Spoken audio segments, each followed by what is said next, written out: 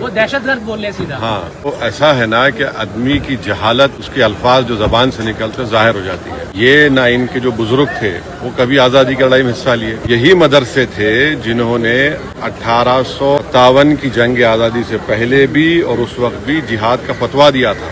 السلام علیکم ناظرین، میں احتشام نظامی قاسمی، آپ دیکھ رہے ہیں اردو نیوز انڈیا چینل. آپ سب سے گزارش کرتے ہیں کہ یہ آج کی خبر بہت اہم ہے، اس کو ضرور دیکھیں. دوستو، آل انڈیا مجلس اتحاد المسلمین کے صدر بیرسٹر اسد الدین اویسی نے آج بدھ کے روز اسلامی تعلیمی اداروں خصوصاً مدارس پر تنقید کرنے والے سیاسی رہنماؤں کو سخت جواب دیا ہے. انہوں نے خاص طور پر اتر پردیش کے نائب وزیر اعلیٰ deputy C M Keshav Prasad Maurya کے بیانات کو نشانہ بناتے ہوئے کہا کہ مدارس کی تاریخی اور آئینی حیثیت کو نظر انداز نہیں کیا جا سکتا. وہ دہشت گرد بول رہے سیدھا. ہاں تو ایسا ہے نا کہ آدمی کی جہالت اس کے الفاظ جو زبان سے نکلتے ظاہر ہو جاتی ہے.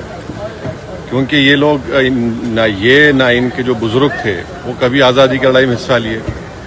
یہی مدرسے تھے جنہوں نے 1857 کی جنگ آزادی سے پہلے بھی اور اس وقت بھی جہاد کا فتویٰ دیا تھا.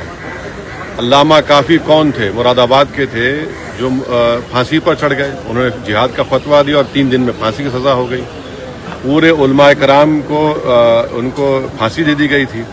تو پرابلم کیشو پرساد موریہ کی سوچ میں ہے، کیونکہ ان کی جو آئیڈیالوجی سنگھ پریوار سے تعلق ہے. سنگھ پریوار کا تو کوئی لوگ مرا ہی نہیں نا جنگ آزادی کی لڑائی میں.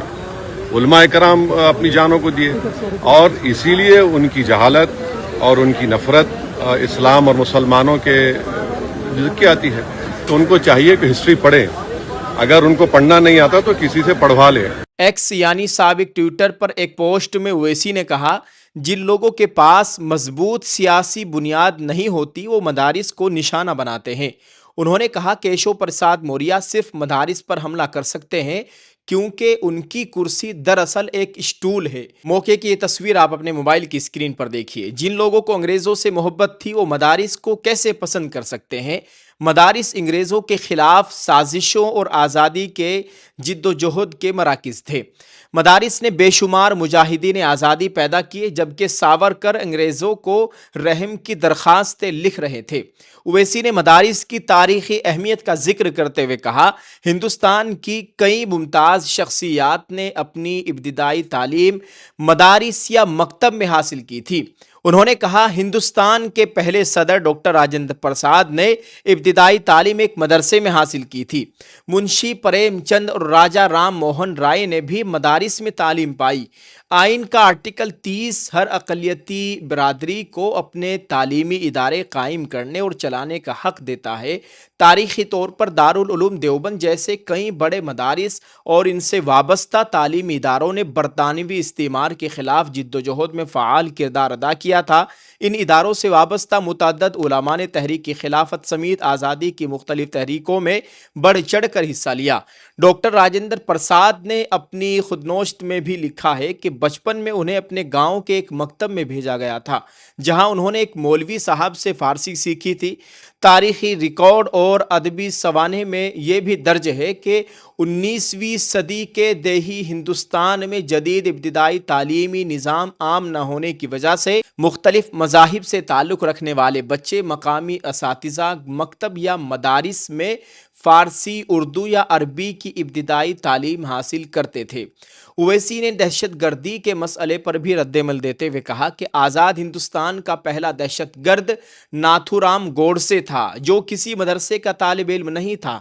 انہوں نے مزید کہا کہ کسی آئینی عہدے پر فائز شخص کی جانب سے زہریلی زبان استعمال کرنا انتہائی شرمناک ہے. اویسی نے لکھا، جب کرسیوں کی کمی ہو تو اسٹول پر بیٹھے لوگوں کے پاس سیاسی اہمیت برقرار رکھنے کے لیے زہر اگلنے کے سوا کوئی راستہ نہیں رہتا. یہ لفظی جنگ اس وقت شروع ہوئی جب اتر پردیش کے نائب وزیر اعلیٰ کیشو پرساد موریہ نے منگل کے روز صحافیوں سے گفتگو کرتے ہوئے مدارس کی تعلیم کو عالمی دہشت گردی سے جوڑتے ہوئے کہا تھا کہ یہ حقیقت ہے کہ ہندوستان اور دنیا بھر میں ہونے والے بڑے دہشت گردانہ حملوں کے پیچھے مدرسوں کی تعلیم کا کردار رہا ہے. नाज़रीन, वहीं दूसरी जानिब आपको ये भी बताएं कि उत्तर प्रदेश की सियासत से एक बड़ी खबर सामने आई है, जहां असम्बली के अंदर राम मंदिर के चंदे और मुबैना चोरी के मामले पर समाजवादी पार्टी की जानिब से, अपोजिशन पार्टी की जानिब से हंगामा किया जा रहा था और इसमें मुसलमान विधायक भी मौजूद थे। अब ये बहस ऐवान से निकलकर सोशल मीडिया और कौमी सियासत तक पहुंच गई है।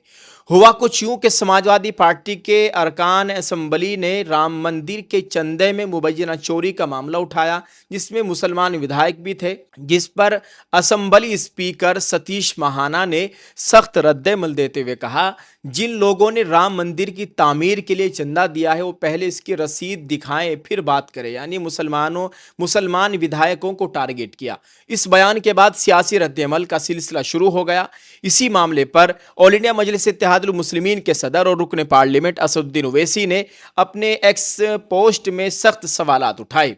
असम्बली स्पीकर, विधानसभा स्पीकर ये कह रहे कि भला जो रात और दिन राम मंदिर की मुखालिफत में बोलते रहे हैं, आवाज़ उठाते रहे हैं, आज वो कैसे राम मंदिर के हक में ये हंगामा कर रहे हैं। उनका सीधा कहना था समाजवादी पार्टी के मुसलमान विधायकों को।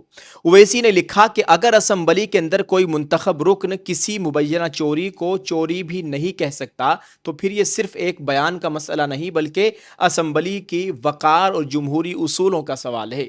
उन्होंने मजीद सवाल किया कि क्या अब किसी रुकन असम्बली को यानी किसी विधायक को किसी मामले पर बोलने से पहले अपने मजहब का सबूत देना होगा?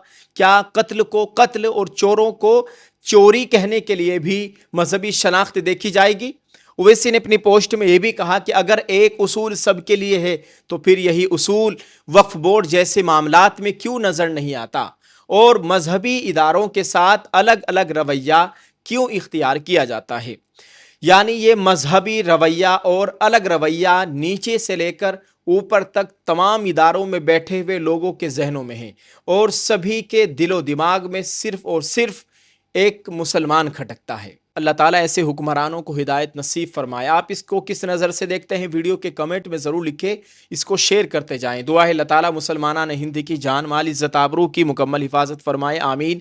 अस्सलामु अलैकुम रहमतुल्लाहि व बरकातुहू।